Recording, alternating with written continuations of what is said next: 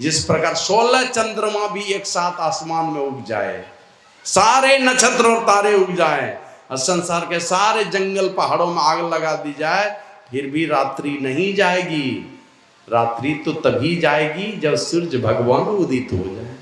उसी प्रकार लाख उपाय कर लीजिए, बिना परमात्मा के भजन के, बिना परमात्मा की भक्ति के हमारे क्लेश का शमन नहीं हो सकता है, क्लेश का सफाया नहीं हो सकता है। मन कितना वो धन के ढेर पर बैठे रहेंगे, दुख भोगते रहेंगे।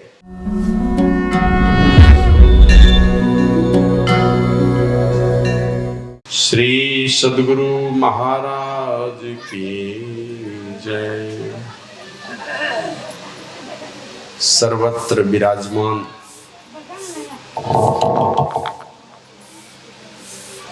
परमात्मा स्वरूप विश्व वंदनीय 20वीं सदी के महान संत प्रातः स्मरणीय अनंत श्री विभूषित परम पूज्यपाद आराध्य देव मोक्षदाता सद्गुरु महर्षि में ही परमहंस जी महाराज के त्रैलोक पावन युगल चरण कमलों में मैं अनंत अनंत बार नमन निवेदित करता हूँ। अव्यक्त रूप में पधारे हुए सभी संत महापुरुषों,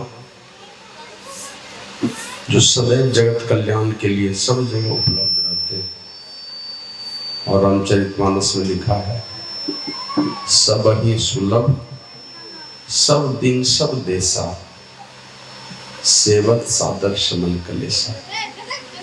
सब दिन सबको सब देश ये उपलब्ध है, और आदर सहित इनकी सेवा करने से सारे क्लेशों का शमन होता है। इसलिए ऐसे संत समाज को, जो अव्यक्त रूप में इस सत्संग में उपस्थित है, नमन करता हूँ। सभी देवी देवताओं को नमन करता हूँ। और चलते फिरते इस प्रयाग में जंगम तीर्थराज में पधारे हुए सभी साधु सन्यासी और ब्रह्मचारी महात्माओं को नमन करता हूँ।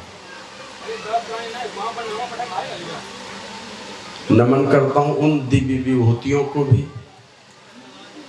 जब हमारा देश गुलाम था, बहुत सारे लोग डर से किधर किधर चले गए, डर के मारे, या तो लोभ से अपने धर्म को छोड़ के भागे, लोभ से नहीं तो डर से। लेकिन हमारे माता पिता, हमारे पूर्वज इतने ताकतवर और अपने पूर्वजों का ख्याल रखने वाले थे कि अपने धर्म की रक्षा के लिए जान की बाजी दे दी, अपना धर्म नहीं बेचा, ईमान नहीं बेचा। और उनके त्याग और तपस्या से ये वैदिक सनातन धर्म की अविरल धारा अब तक बहती आई है।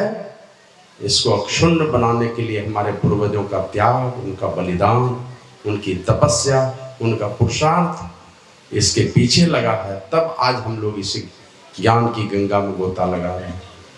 उन दिव्य विभूतियों को भी मैं नमन करता हूँ, जो सशरीर तो हम लोगों के बीच नहीं है, लेकिन कहीं न कहीं वो हैं। तो उन सबों को भी नमन करता हूँ। सद्गुरु महर्षि में ही परमहंस जी महाराज के निकट कई एक शिष्य आए, एक दो को लोग जानते हैं, शेष को भूल गए। लेकिन मैं जहाँ जाता हूँ तो कुछ लोगों का नाम जरूर स्मरण कराता हूँ। गुरु महाराज कहते थे, जो में ही है वही सिरधर है। यहाँ तो हृदय मस्तिष्क में क्या क्या लफड़ा वाला सत्संगी लोग आपस में करते हैं, और जिनको गुरु महाराज कहते थे जो में ही है वही सिरधर है, उनको कहाँ भुला दिए। जिनको संतसेवी बाबा और शाही बाबा दोनों नमन करते थे, उनको भी नमन करता हूँ। सीसू बाबा, भुजंगी बाबा, पूज्य संतसेवी बाबा, शाही बाबा को तो अधिकांश सत्संगी जानते हैं। कुशलानंद बाबा, भुजंगी बाबा, शिशु बाबा, रामलगन बाबा, कुलदीप बाबा, बूढ़े मोती बाबा, मचाहा वाले मोती बाबा, दो दो कुलदीप बाबा हो गए, 3 मोतीदास जी हो गए, ऐसे एक से एक, सबों का नाम भी याद नहीं है। उन सब महापुरुषों को भी नमन करता हूँ। हर क्षेत्र में जाकर के उन्होंने गुरु महाराज के ज्ञान का प्रचार किया है और उन महात्माओं के माध्यम से गुरु महाराज की कृपा को लोगों ने जाना है। तो सारे लोग पूजनीय हैं।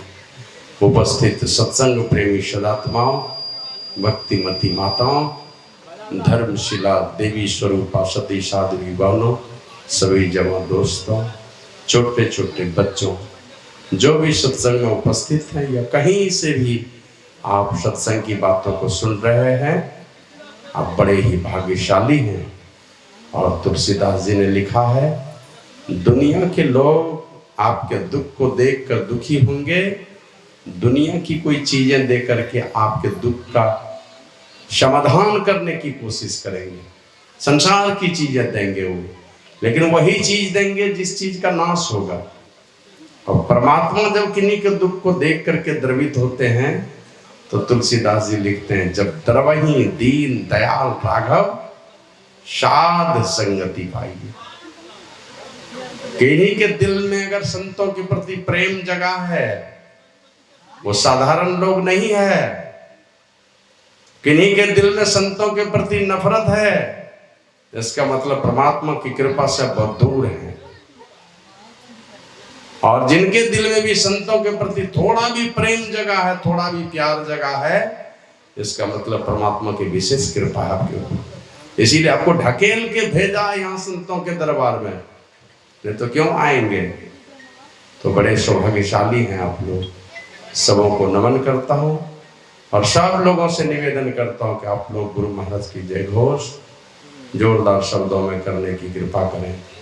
श्री सद्गुरु महाराज की जय। तो उनकी बहन पूछती है कि भैया आप इतने परेशान क्यों हैं?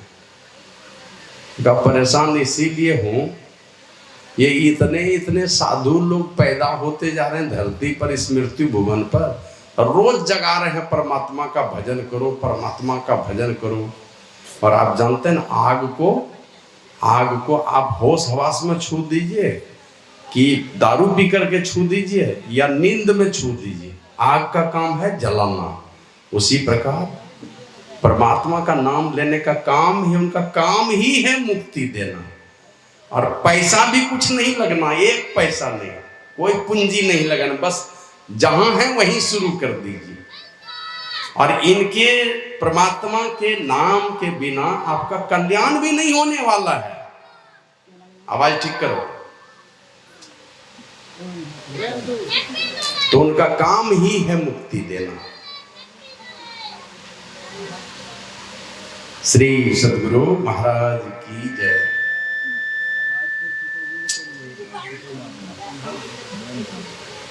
श्री सद्गुरु महाराज की जय। उसका काम ही है, जग के कीजिए, किसी भी तरह से कीजिए, उसका काम ही है मुक्ति देना। होश में छू देंगे आग, जलेंगे, बेहोशी में छुएंगे तो भी जलेंगे। हर स्थिति में जलना ही जलना है।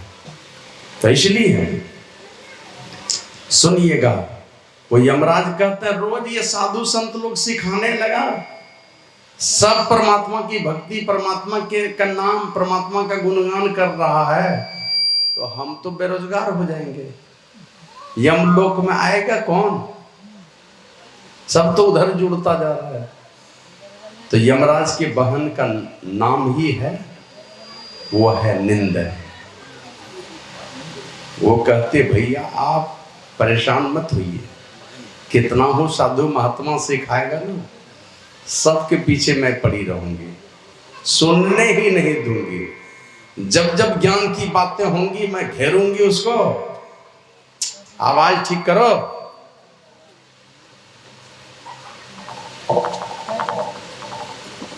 एकदम प्लेन रखो, डबल क्यों करते हो आवाज? श्री सद्गुरु महाराज की जय। आवाज कम करो ना।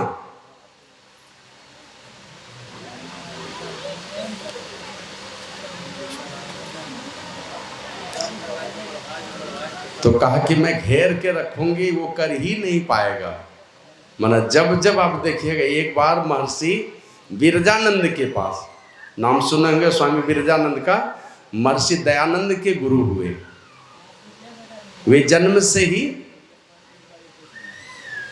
अंधे थे, माने ये दृष्टि नहीं थी, लेकिन दिव्य ज्ञान प्राप्त था, वो आत्मज्ञानी महापुरुष हुए। तो उसके बाद एक आदमी ने वही पूछा उनसे कि गुरुदेव, जब कहीं पर कथा कहानी की चर्चा होती, ईश्वर की कथा कहानी की चर्चा, तो वहां पर लोगों को नींद आती है। और जब नाच नौटंकी थिएटर होता है कहीं पर, तो वहां नींद नहीं आती है। सत्संग में कितनों आराम से बैठने की व्यवस्था कर दीजिए, फिर भी नींद आएगी। और नाच नौटंकी थिएटर एकदम खुले आसमान में, खाली रोल करने वाले को चौकी दे दीजिए, बाकी सब खुले आसमान में देखता है, नींद नहीं आती है। क्या बात है। तो महर्षि स्वामी बिरजानंद ने कहा, नींद वहीं पर आती है जहां पर बिछौन बिछा हो। तो जहां ईश्वर के कथा कहानी की चर्चा होती है, वहां वातावरण में मखमली सेज बिछ जाती है, इसलिए नींद आने लगती है। वातावरण में मखमली सेज, मखमल वाली सेज बिछ जाती है, इसलिए वहां नींद आती है। और जहां पर नाच नौटंकी थिएटर होता है, वहां पर वातावरण में कांटे की सेज बिछ जाती है, इसलिए वहां नींद उचट जाती है, नींद नहीं आती है। तो सजग होके रहिएगा। एक तो मखमली सेज, उस पर निंदिया रानी जो जमराज की बहन है, तो उसे सजग होकर रहिएगा और एकदम मनोयोग पूर्वक सुनिए। अपराह्न काल में हम लोग बहुत सारी बातों की चर्चा किए, उसमें एक बात उसमें आई, मैथिली शरण गुप्त की कविता हम सुना रहे थे। नर हो न निराश करो मन को, कुछ काम करो, कुछ काम करो, जग में रहकर कुछ नाम करो। रहिए संसार में, अपना नाम हो, अपना जय जयकार हो, अपने खानदान का नाम बढ़े, ये सारा काम कीजिए, है ना। इसके लिए पुरुषार्थी बनना होगा, लेकिन अपना भी कल्याण हो, इसका विचार करना चाहिए। यह जन्म हुआ किस अर्थ हो, समझो इसको यह व्यर्थ ना हो। मेरा जन्म किस लिए हुआ है, और इसीलिए गुरु महाराज जाते जाते बाबा कबीर की वाणी दोहरा करके सुनाते हुए गए दुनिया वालों को, सुकृत कर ले, नाम सुमिर ले, को जाने कल की, जगत में खबर नहीं पल की। संसार में रहिए, कीर्ति का काम कीजिए, जस वाला काम कीजिए, पुण्य वाला काम कीजिए, है ना। मर करके यहाँ से जाएंगे तो हम लोग सीधे सीधे जानते हैं, यहाँ वाला नोट विदेश में नहीं चलता है। चलता है क्या, तो आपको नोट बदली करनी पड़ेगी, उस नोट के बदले में दूसरे देश का नोट लेना पड़ेगा आपको। तो उसी प्रकार मर करके जहां भी जाएंगे, वहां ये वाला धन दौलत चलता है क्या, ये चलता नहीं है। ये पूंजी लेके नहीं जा सकेंगे, लेकिन इसी पूंजी से आप पुण्य की पूंजी कमा लीजिए। नोट बदलिए, ये नोट तो चलने वाला नहीं है। इसी नोट के सहारे, इसी धन दौलत के सहारे जब मर करके जाएंगे दुनिया से, उस परलोक में जो नोट चलने वाला है, जो मुद्रा चलने वाली है, उसे बदली कर लीजिए। तो होशियारी करके इसी अपनी कमाई में से 24 घंटा दिया है, 22 घंटा संसार सजाते हैं, और होशियार आदमी 2 घंटा निकाल के परलोक सजाते हैं। अगर लाख कमाया तो उसमें 80,000, 90,000, 95,000 बचा के रखेंगे, निकालेंगे 5,000, उसको ले जाके परमार्थ में लगा देंगे। तो यही वाला नोट है, इस नोट से हम बदलते जा रहे हैं, उसको दूसरे लोक में जहां जाएंगे वहां के लिए तैयारी कर रहे हैं, उसकी तैयारी कर लीजिए। तो कहे सुकृत कर ले, कीजिए संसार में कीर्ति का काम, लेकिन कीर्ति से जय जयकार होगा, सदगति नहीं होगी। सदगति तो होगी परमात्मा के नाम भजन से, परमात्मा की भक्ति से आपकी सदगति होगी। तो दोनों कीजिए, यह लोक भी सजे और मरने के बाद का भी जीवन सजना चाहिए। और ऐसा नहीं हो कि यहाँ पर हम एकदम गदगद जीवन जी रहे हैं और कल जाएंगे तो हम मकई का सत्तू भी नहीं मिलने लगे हमको। इस प्रकार की व्यवस्था होशियार लोग नहीं करते हैं। होशियार लोग दोनों थार बराबर पर से दोनों लोग को, संसार भी और परमार्थ भी दोनों सजाते हैं। और वही शंकर भगवान माता पार्वती को समझाते हुए कह रहे हैं, सबसे पहले तो कहा, जिन हरि कथा सुनी नहीं काना, श्रवण रंध्र अहि भवन सवाना। जिन्होंने इन कानों से बहुत सारी चीजें सुनी, लेकिन कभी भी वो कथा नहीं सुनी जो हमारे सारे दुखों को समूल नाश करेगा। वो क्या है? रामचरितमानस को पढ़िए।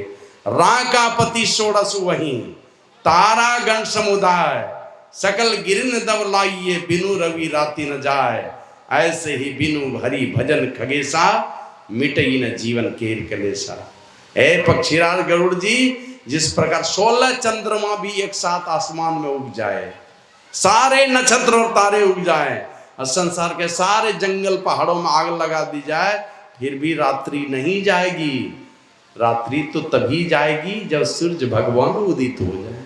उसी प्रकार लाख उपाय कर लीजिए, बिना परमात्मा के भजन के, बिना परमात्मा की भक्ति के हमारे क्लेश का शमन नहीं हो सकता है, क्लेश का सफाया नहीं हो सकता है।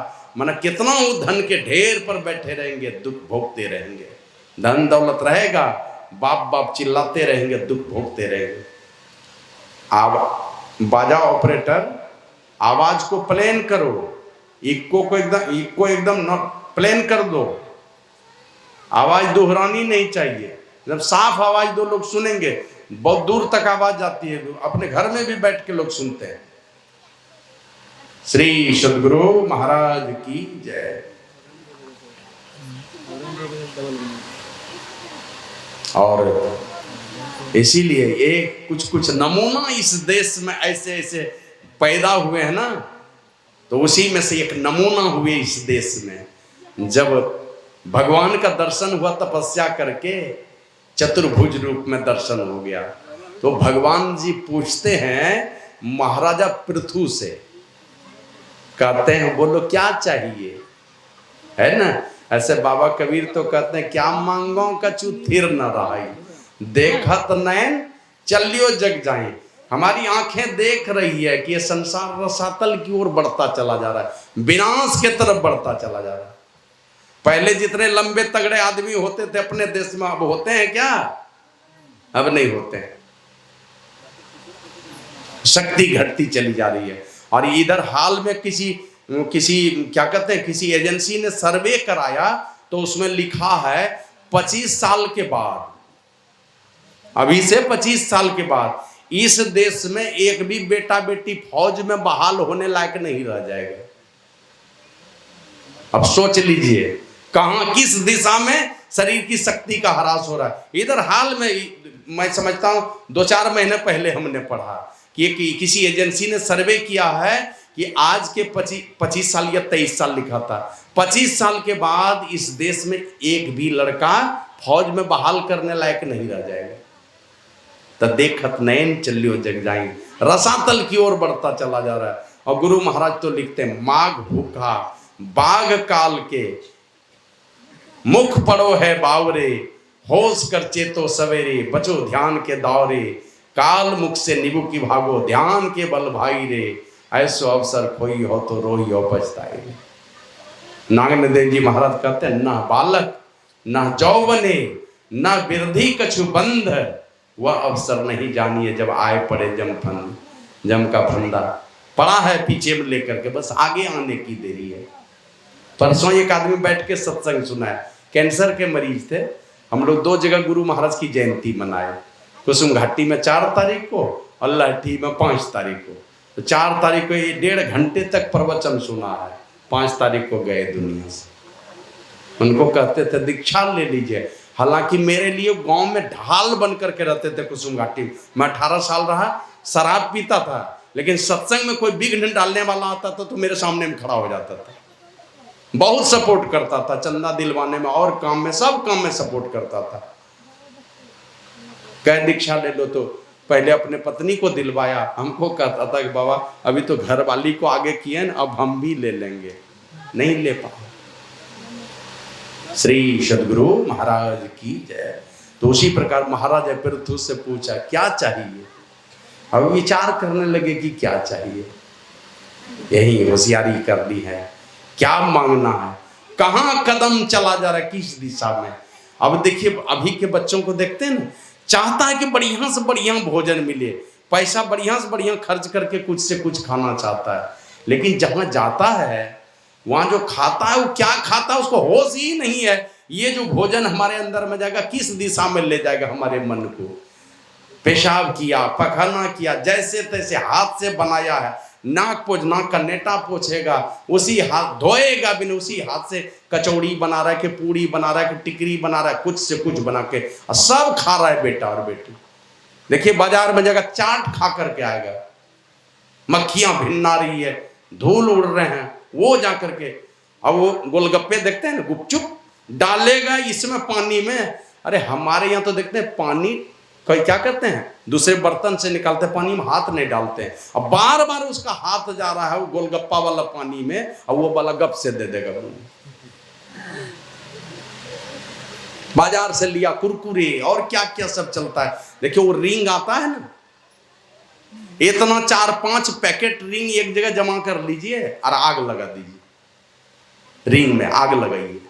बच्चा बहुत पसंद करता रिंग, माँ बाप खरीद के भी देता है, कहा 10-20 पैकेट रिंग एक जगह जमा कर लो और आग लगा दो, किरासन तेल या कुछ डाल करके लगाओ, आग जल करके देखिए 5-10 मिनट में सब जल जाएगा। इतनी बड़ी प्लास्टिक की गोली मिलेगी, सब में जितना प्लास्टिक है सब एक जगह जमा हो जाएगा, वो बच्चे के पेट में जा रहा है। ये आज से 1 साल पहले यूपी में एक बिस्किट के फैक्ट्री पर छापा मारा, 90 टन भैंस की हड्डियां मिली। बिस्किट के फैक्ट्री में 90 टन भैंस की हड्डियां। क्या करता है तो पता चला, जब पुलिस वालों ने पकड़ा उसको तो बताया उन्होंने, बिस्किट की फैक्ट्री वालों ने इसको स्टोन क्रैशर में डाल करके माने पाउडर बना करके इसको बिस्किट में डालते हैं, खा। श्री सदगुरु महाराज की जय। तो विचार करना हमेशा कहां चलना, किस दिशा में चले जा रहे हैं। तो इसलिए कहा कि वो बिना परमात्मा के भजन के हमारा कल्याण नहीं हो सकता है। तो इसलिए परमात्मा की भक्ति तो निश्चित रूप से जरूरी है। बिन हरि कथा, जिन हरि कथा सुनी नहीं काना, उस परमात्मा की कथा को नहीं सुना जो हमारे सारे क्लेशों का शमन करने वाले, और उस परमात्मा की भक्ति का द्वार जिस जगह खुलता है, भक्ति का पहला पैदान जिस जगह पर है, अरे सीढ़ी जिधर है उधर जाएंगे तब न आप छत पर चढ़ेंगे। जहां सीढ़ी है तो मुक्ति के महल पर चढ़ने के लिए किस जगह पर सीढ़ी है। तो भगवान श्री राम जब माता सबरी की कुटिया में आए, 9 प्रकार के सोपान की चर्चा की थी, है ना, नवधा भक्ति, क्रम क्रम से एक एक सोपान की चर्चा की। अब देहाती भाषा में हम लोग क्या कहते हैं, वो सीढ़ी में जो एक एक करके लगा रहा था उसको क्या कहते हैं, झुन्नुक, है ना। 9 एक एक झुन्नुक पर चढ़िए तो ऊपर चले जाइएगा मुक्ति के महल पर। पहला झुन्नुक कहाँ है का, प्रथम भगति संतन कर संगा। वो भक्ति का पहला झुन्नुक का, भक्ति का पहला सोपान है, वो नहीं जाएंगे तो सीढ़ी पर चढ़ ही नहीं सकते हैं। और आया है उपनिषद में, मोक्ष द्वारे द्वारपाला चत्वार परिकीर्तिता, समो विचार संतोष चतुर्थ साधु संगम। मोक्ष के द्वार पर 4 द्वारपाल, कौन कौन, शम, विचार, संतोष और साधु संग, 4 द्वारपाल हैं। 1 नंबर में सम है और अंतिम में दिया है साधु संग। माने अंतिम में जो द्वार मिलेगा उसमें पहले जाना पड़ेगा आपको, अंतिम वाला द्वार सबसे पहले मिलेगा। ये 4 नंबर वाला द्वार है, 1 नंबर वाला सबसे अंतिम में है। तो पहला द्वार खुलता है साधु की मर्जी से, संत की मर्जी से, वहां नहीं जाएंगे। तो इसलिए काग भगवान भोलेनाथ कह रहे माता पार्वती को, नए नहीं संत दर्श नहीं देखा। अब सीढ़ी पर चढ़ना चाहते हैं, पहली सीढ़ी पर, संतों का कभी दर्शन ही नहीं किया। भक्ति का खजाना, भक्ति का मूल, जिनके चरणों में परमात्मा का निवास और भक्ति का पहला सोपान भी है संत ही, उन्हीं के चरणों में ये पहली सीढ़ी है। तो उनको कभी अपनी आंखों से दर्शन नहीं किया। और कोई हैं दर्शन तो किए, और जब बार बार ऐसे महापुरुष का दर्शन करेंगे तो आपके मन पर उसकी छाप पड़ेगी। जब अच्छे पुरुष का दर्शन करते हैं तो ख्याल आता है उनका, बुरे लोगों का दर्शन करेंगे तो बुरे लोगों का ख्याल आएगा, और अच्छे लोगों का दर्शन करेंगे तो अच्छे लोगों का ख्याल आएगा। तो संत पुरुष जो जिनके चरणों में भक्ति का पहला सोपान है ना, तो नए नैनी संत दर्श नहीं देखा, लोचन मोर पंख सम लेखा। इन आंखों से संतों का दर्शन नहीं किया। वही महाराजा पृथ्वी को पूछा था क्या चाहिए, तो उन्होंने यही कहा था, भगवान देना ही चाहते हैं ना तो 10,000 काम दे दीजिए। महाराजा पृथ्वी ने क्या मांगा, 10,000 काम दे दीजिए। कहा क्या करोगे, कहा कि लोग तो दूसरे की निंदा शिकायत सुनते हैं और मैं दिन रात आपकी चर्चा सुनता रहूंगा 10,000 काम से। हमने सुना है जो आपके कथा अमृत को सुनता रहता है, जितने देर तक सुनता है उनके मन में कोई विकार घुसते नहीं है, वो दूर चले जाते हैं। मैं जीवन भर आपकी लीला सुनता रहूंगा, लीला कथा अमृत का पान करता रहूंगा 10,000 काम से, तब मेरे मन मंदिर में, हृदय मंदिर में कभी भी बुरा विकार ही नहीं घुसेगा, सब दिन बाहर रहेगा। मन कान से सदैव सुन रहे परमात्मा की लीला कथा को, नो एंट्री लगी हुई है, सुन रहे हैं, हमारा आंखें खुली है लेकिन मन चला गया परमात्मा के साथ, तो कानों के माध्यम से, आंख के माध्यम से नो एंट्री लगी है, कोई बुरा विकार हमारे अंदर में नहीं जाएगा।